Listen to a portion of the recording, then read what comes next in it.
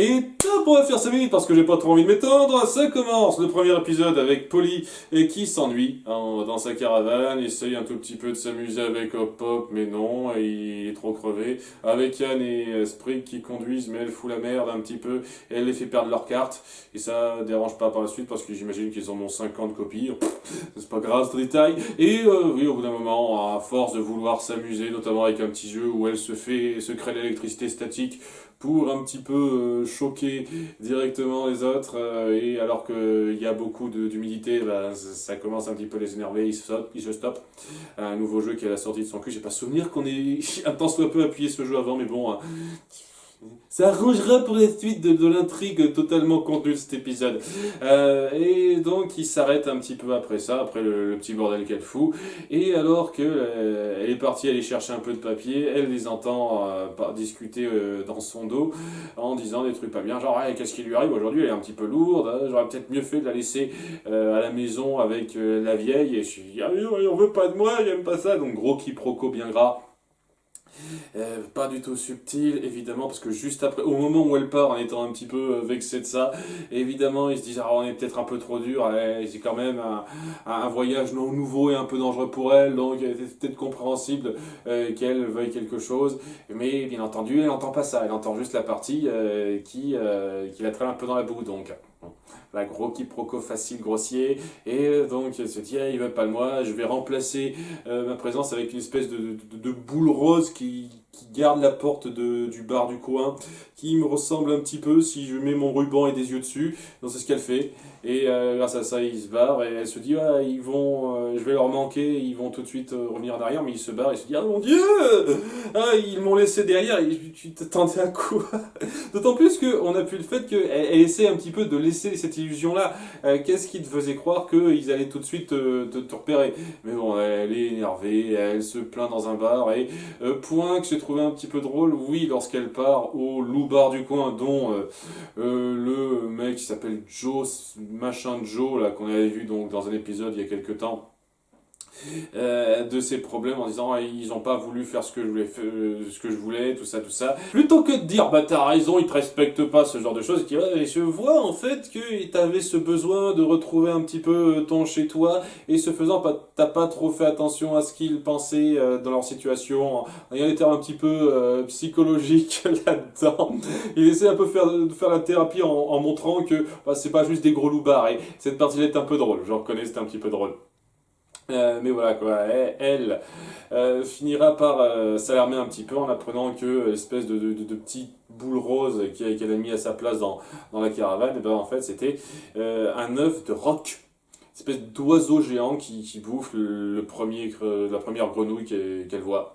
Enfin, le premier truc qu'elle voit, parce que ça ne s'attaquera même pas aux grenouilles directement, mais à Bessie, donc voilà, et donc, ah mon dieu, comment ça se fait, ça tombe super mal. Il y a un mec qui s'est servi d'un œuf d'oiseau géant qui peut dévorer des grenouilles pour garder ouverte la porte d'un bar de grenouilles. Un œuf, il me semble, qu'il comptait revendre oui, sans le surveiller ou quoi que ce soit. C'était complètement con, mec. C'est n'importe quoi. C'est histoire de forcer une fois de plus le scénario complètement con de cette intrigue, quoi.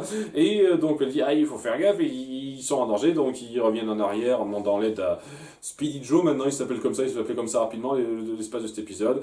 Alors que dans la caravane, ils se rendent compte que Pauline n'est plus là, mais c'est à ce moment précis que l'œuf est clos et se transforme en espèce d'oiseau géant qui les attaque.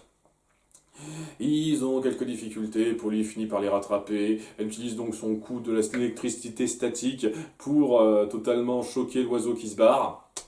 Et elle s'excuse, il y a ce retour de ce quiproquo qui est remis en avant en disant ah, excuse-moi, Polly, je voulais pas te donner cette impression-là, je sais que tu étais importante pour nous, on pense à toi, et à la fin ça se termine sur une autre blague qui m'a plu, histoire de dire quand même que je trouve pas que tout est à chier en termes d'humour dans cette série, où elle voulait qu'on lui raconte une histoire au début, mais à ce coup-ci, il raconte une histoire à tout le monde, et c'est une histoire assez sombre, d'assassins et tout, et c'est assez drôle pour terminer.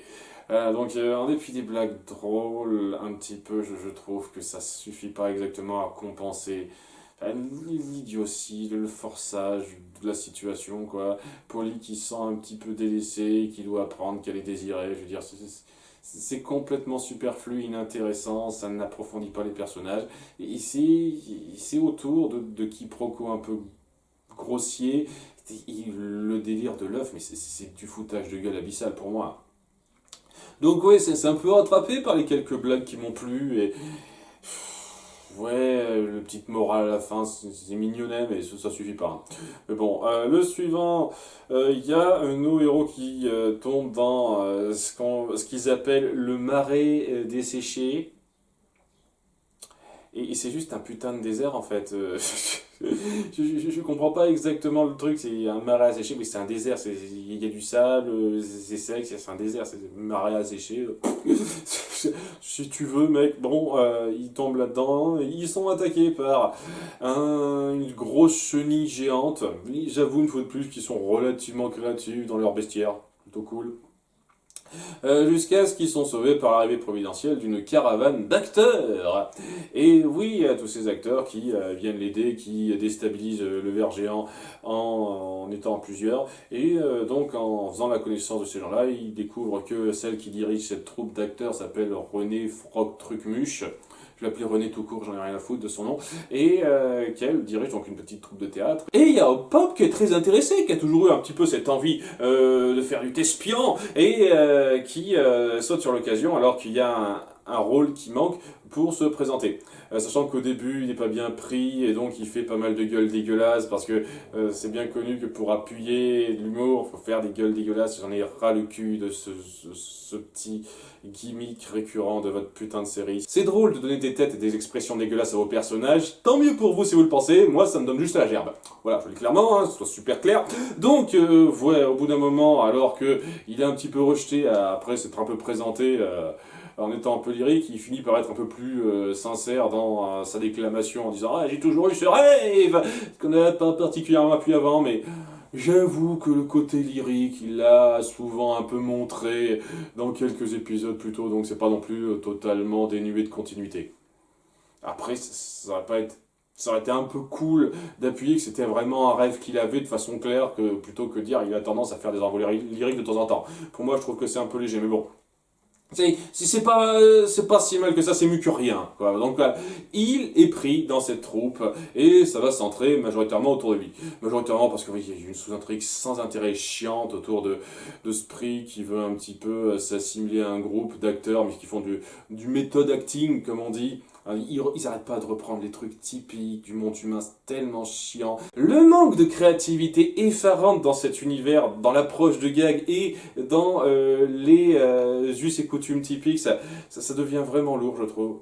Ça, sincèrement, quoi, c'est un univers créatif, non, c'est de la merde. Ouais, je suis désolé. Enfin bref, ouais, il veut un petit peu s'assimiler là-dedans, on l'accepte pas, à la fin, il finit par être assimilé parce que il est plus sincère, plus direct dans sa façon de vouloir les rejoindre en disant ah ça tombe bien, je veux plus vous rejoindre, ah c'est une vraie sincère, rejoins-nous, c'est drôle, sans intérêt. Donc autour de Pop va y avoir donc cette espèce de scénario où il va donc être pris dans la troupe, pouvoir jouer avec tout le monde, et il sera content au début, mais il finira par apprendre que la troupe profite des représentations qui attirent l'attention d'absolument tout le monde, parce que absolument tout le monde est pris là-dedans. Il y a personne qui fait gaffe à autre chose lorsqu'il y a une représentation. Ils sont doués à ce point, bien sûr, et ils profitent de ça pour cambrioler les banques des différentes villes dans lesquelles ils passent.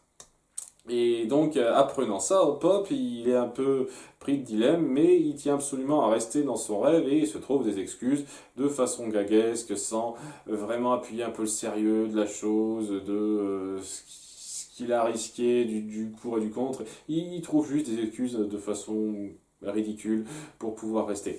Ce qui est un peu lourd, je vous cache pas. Hein.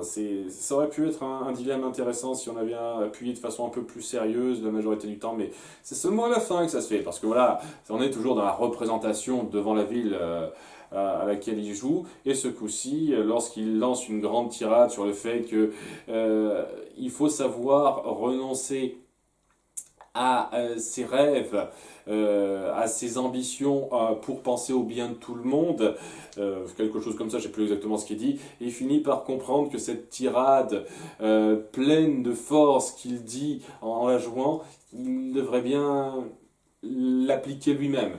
Et c'est là qu'il se dit, ok, je dois renoncer à mon rêve pour les dénoncer et faire en sorte qu'il soit capturé. Après une course-poursuite complètement superflue où elle se barre, elle est attaquée par le ver géant, mais pas tuée. Ça aurait été trop grave. Je trouve ça un peu gros, mais bon, hein, c'est de l'action en plus, hein, c'est mignon. Et ouais, quoi, elle finit par être capturée, donc arrêtée avec ses sbires. Et Hop Pop reste pas très longtemps parce qu'il essaye un petit peu de faire croire qu'il n'était pas au courant au moment où il s'en est rendu compte. Et ouais, ça se termine sur une blague. Voilà, une blague où Anne, qui en avait absolument rien à foutre de ce qui se passait durant tout ce temps, finit par dire ah, les films, c'est mieux de toute façon. Je pense pas que ce soit une déclamation précise de la part des créateurs, mais bon, ouais, ça montre le côté très, très gamin du personnage qui la rend pas particulièrement attachante.